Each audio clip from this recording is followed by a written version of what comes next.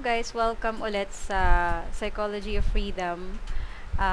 Nandito pa rin tayo sa type comparison. So, i-compare naman natin ngayon yung INTJ and INTP.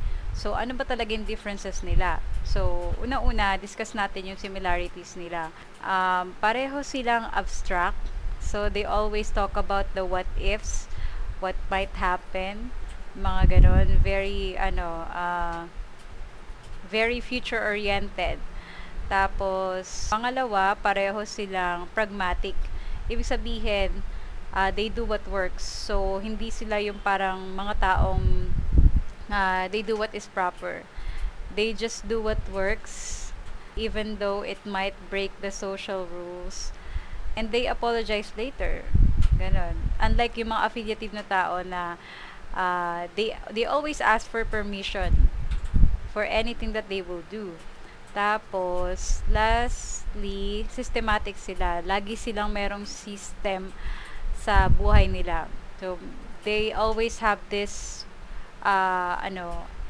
way of doing things. The best way of doing things in their lives. So, ayun. Ano naman yung mga differences nila? Unang-una, katulad ng INFJ and INFP, isa sa kanilang movement, isa ay control. So, sino yung movement type? Yun yung mga INTJ. Mga INTJs, they move very quick. They decide very quick. Meron nga akong dating INTJ na coworker na parang siya yung naging leader namin. Tapos, kasi, di ba, INTJs are also known as strategists. So, parang siya yung naging leader namin. Tapos, parang, ang galing niya, ang bilis niya magplano, ang bilis niya mag-decide. So, they're very good with that. Parang parang nakita niya na agad yung parang role ng bawat isa. And, na-assign niya yun agad. Tapos, yun. Unlike yung mga INTP na very control, very comfortable, just like the INFPs, they take their time kasi nga, outcome focus. Unlike yung mga INTJ na basta may movement, okay lang. Basta may progress, okay lang. Yung outcome comes later. Samantalang mga INTP, kaya they take their time kasi masyado silang focus sa outcome. Parang kailangan sa isang take lang maging successful na yung attempt.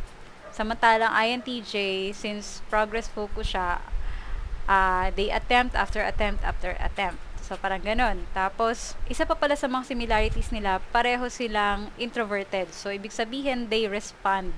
They prefer na ibang tao yung unang mag-i-initiate sa kanila.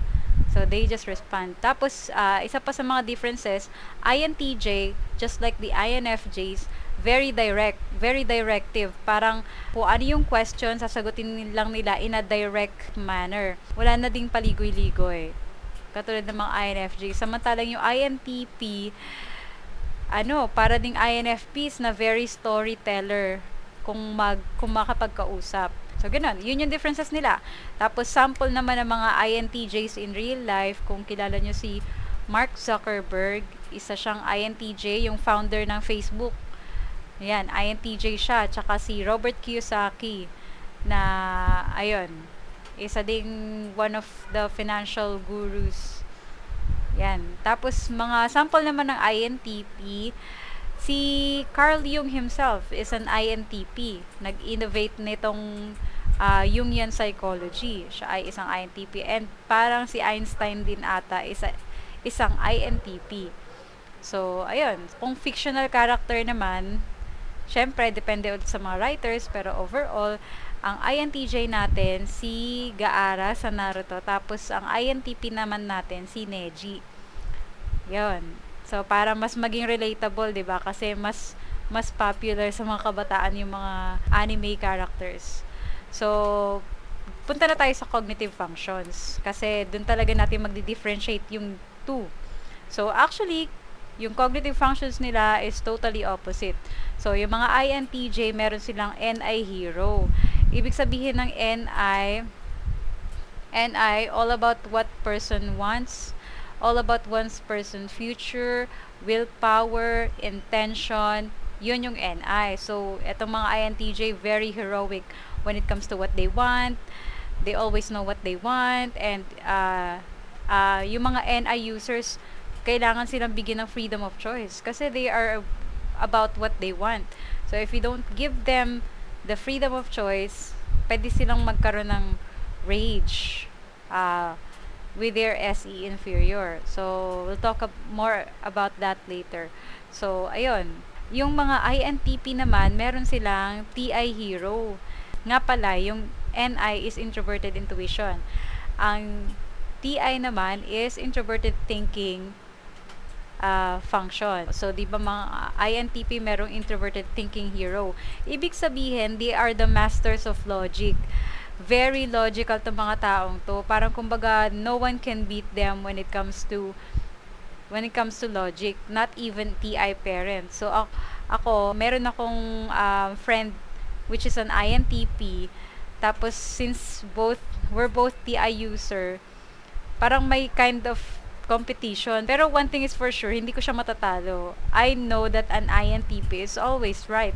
Yun din kasi yung cause of alienation nila from other people. Kasi parang, they're always right. They're always, parang, they always make sense. So, parang, yung mga tao, minsan na-alienate sa kanila kasi parang nasa stupid zone nila yung mga tao. Kasi parang, hindi naman nasa stupid zone, pero parang you will feel like you're dumb kapag kakausap mo ang TI hero. Kasi parang grabe na isip niya yun, parang ganun.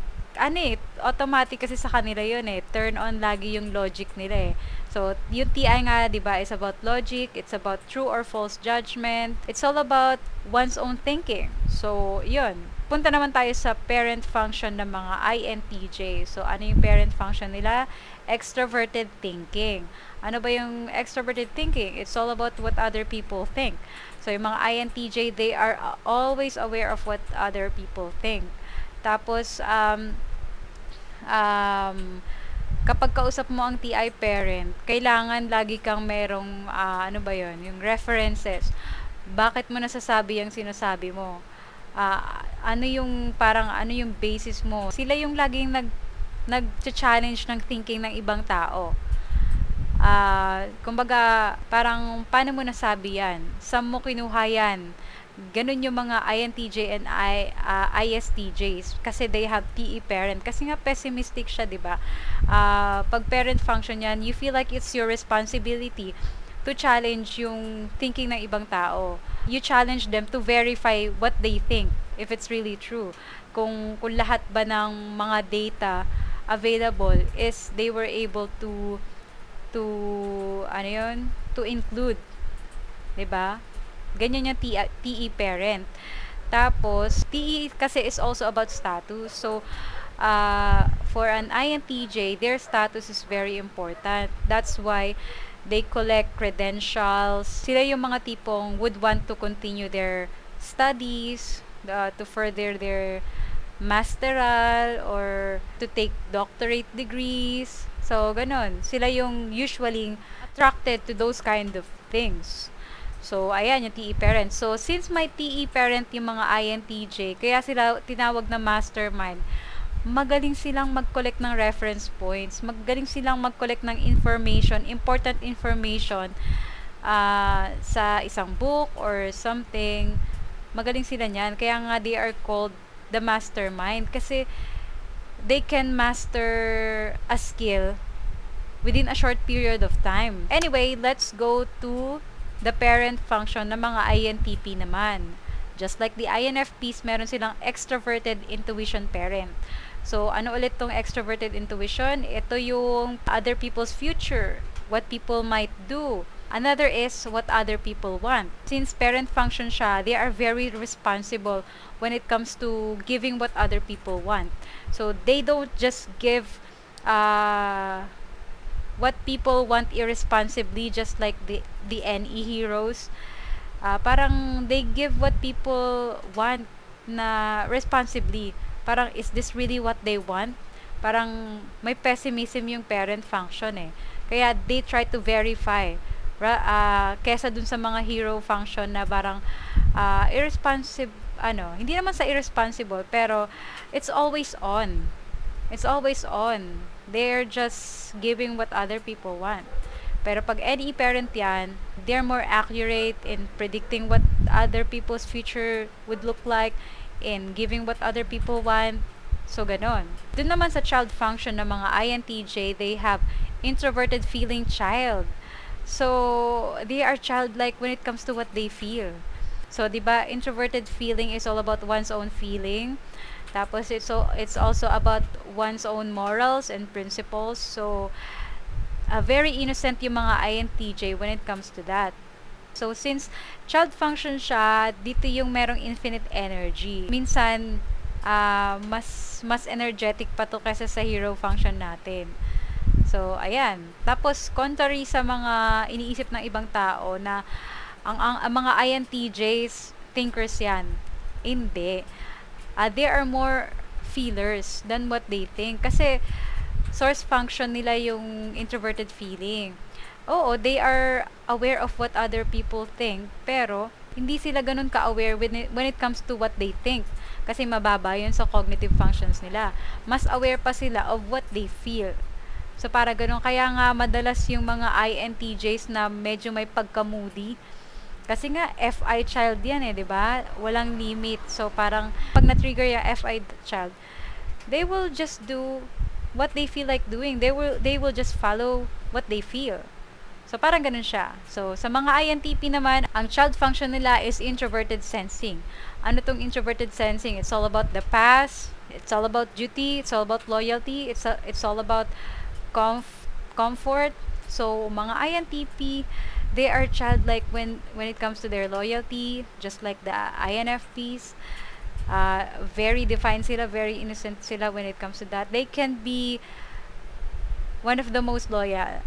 So, ganon. Ang problema lang dito sa SI child, then they can be too comfortable. Parang, they are childlike when it comes to their comfort eh. So, parang, they can be stuck in their comfort zone. Kasi, yung child function siya, it has infinite energy. So, it always spends time thinking about the past and making themselves comfortable. So, ganun. Doon naman tayo sa inferior function ng mga INTJ. So, just like the INFJs, meron silang SE inferior. Ano ba yung SE inferior? SE is all about giving other people an experience. Giving other people a good experience. So, dito na pumapasok yung sensations na binibigay mo sa ibang tao. Parang katulad ng mga INFJ, they are insecure of how they look, of how they sound, how they smell, and how they perform. So, ganun, very evident yung performance anxiety din kasi yung SE. So, yung pamangkin ko, very evident na may performance anxiety kasi pagka nabibigay sa kanya yung spotlight, mapapansin mo na matitrigger yung parang fear and insecurity. Parang ganun. They always want to perform well for other people. So, ayan. Sa mga INTP naman, extroverted feeling inferior. Ano ba tong FE? It's what other people feel. It's about ethics. It's about caring for other people. So, contrary sa paniniwala ng mga tao, INTPs are very caring. But they do it in a different way. They do it using their logic and trying to solve your problem and trying to change your thinking.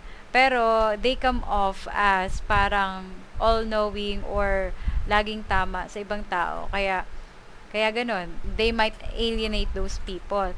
Pero yun, they are afraid and insecure of how other people feel about them. So, they always want other people to feel good about them.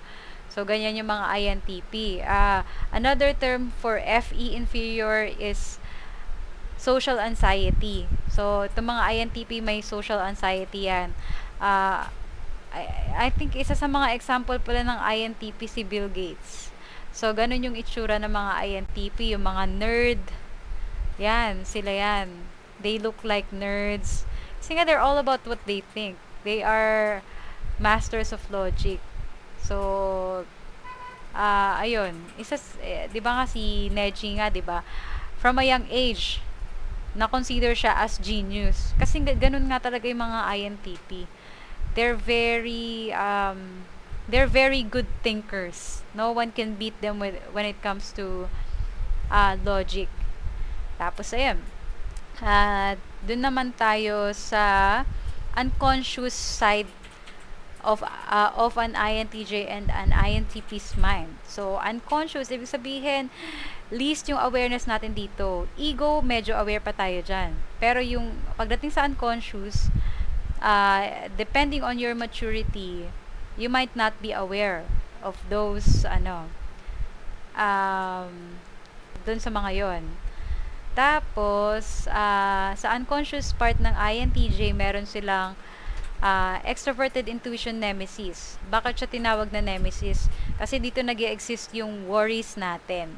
Lahat ng mga personality types. So, ano yung worries ng INTJ? That's extroverted intuition.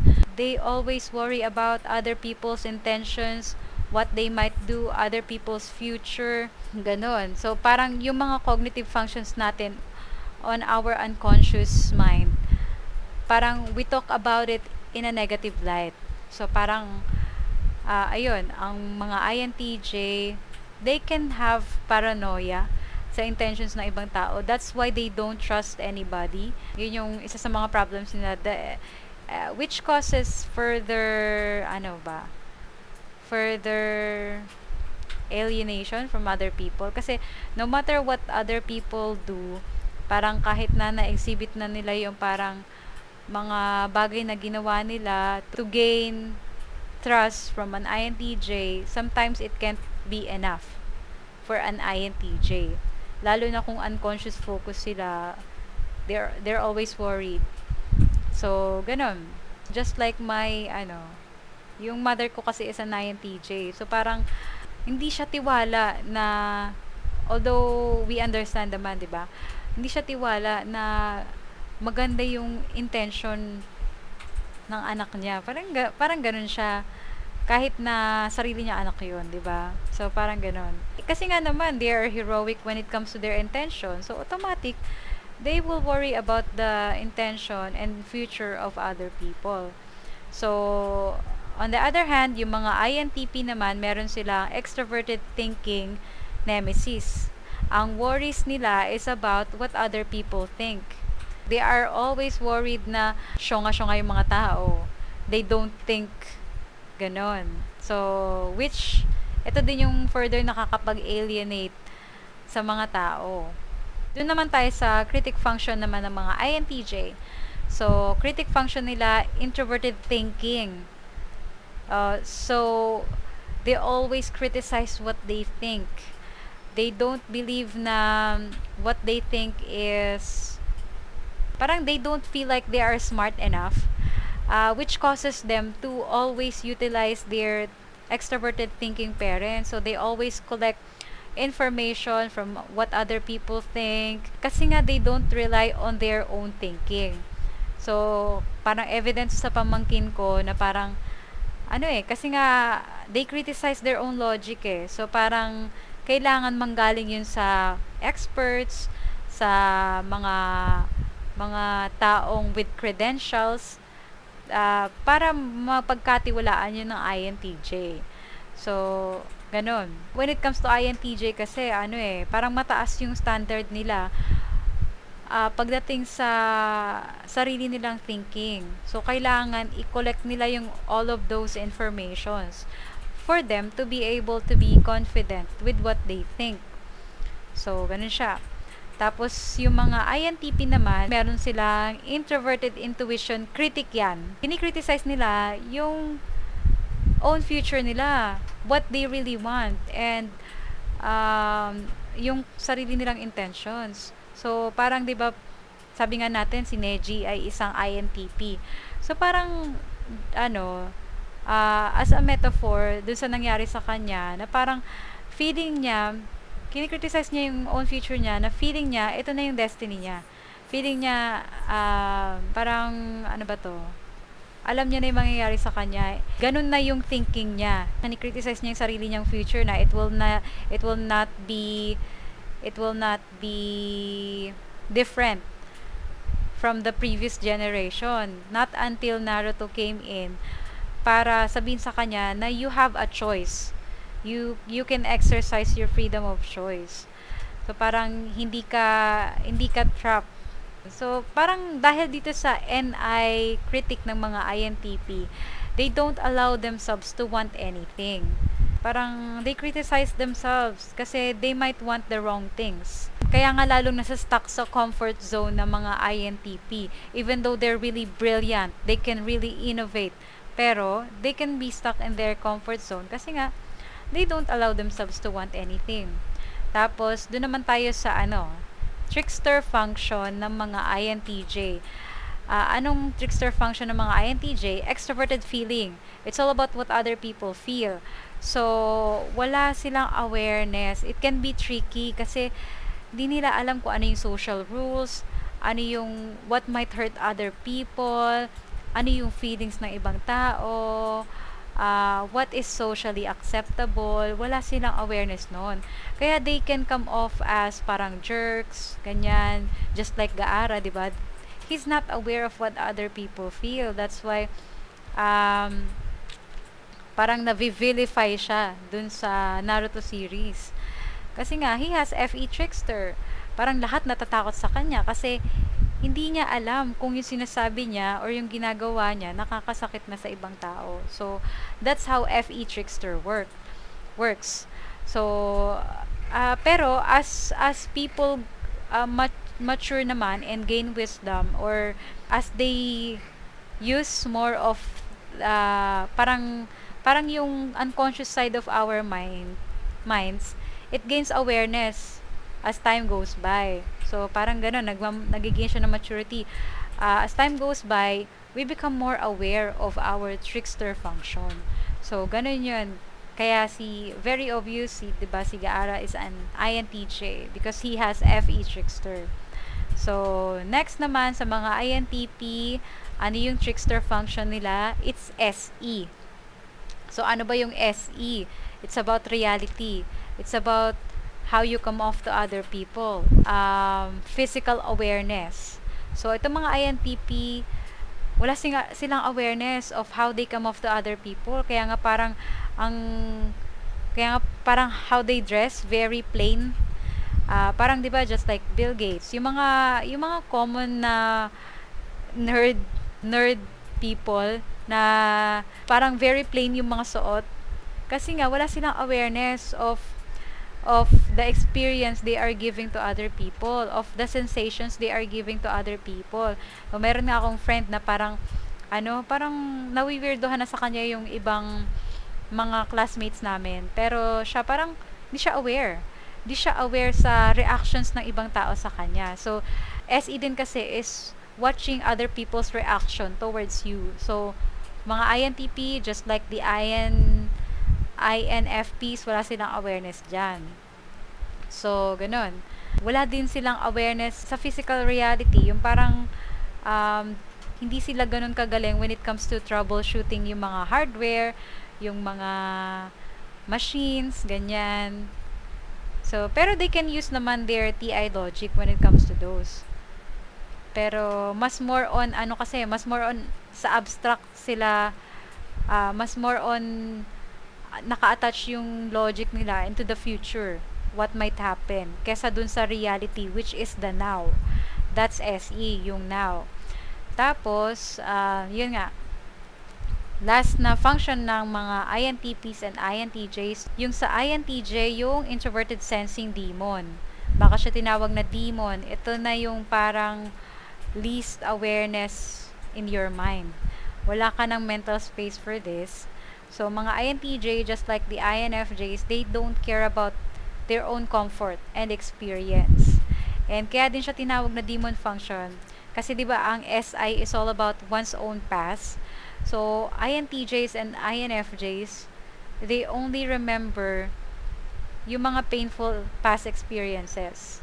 Unlike pag yung mga SI user within their top 4 functions sa ego nila, nare-remember nila both the good and bad. Pero if it's an INTJ or an INFJ na may SI demon, they only remember the bad things. And kapag ka tinanong mo sila about sa past nila, pag nagkwento sila, it can feel like it just happened yesterday. Kaya nga yung mga INTJ and INFJ, they don't share much of their own past experiences. So, parang ganun siya. So, sa mga INTP naman, ang demon function nila is FI. They don't care about what they feel. They don't know what they feel. They only know what they think. So, if you ask them what they feel, parang magbo-blank stare lang yun sila. Kasi they don't know eh. They are aware of what other people feel, pero with them themselves, kung ano yung nafe-feel nila, hindi, wala silang awareness. Demon function nga nila yan eh. So, wala rin silang pakialam sa ano nila, parang self-worth nila. Meron nga akong INTP na classmate dati na parang kind of na-abuse siya. Ay, hindi, I mean, na-manipulate siya in a way kasi, di ba, FE inferior, they're afraid of what other people feel. So, parang, she was made to do something. Ang naalala ko noon, ano eh, siya lahat yung gumastos ng prices. Yung mga prices, mga plancha, mga, ano tawag dyan? Appliances. So, wala siyang pakialam sa sarili niyang feelings. So, in order to please those people, ginawa na lang niya yun. So, wala siyang pakialam sa self-worth niya, which is FI. So, INTPs can be abused in that way. Ayun lang, overall, they are two very different people. So, kung alam natin yung mga cognitive functions, mas magiging aware tayo kung ano ba talaga tayo, INTP or INTJ. So, ayan lang naman, sana mas naging klaro yung differences and sana mas naging klaro yung mga cognitive functions. So, ayun lang. Thank you very much for watching. See you next time.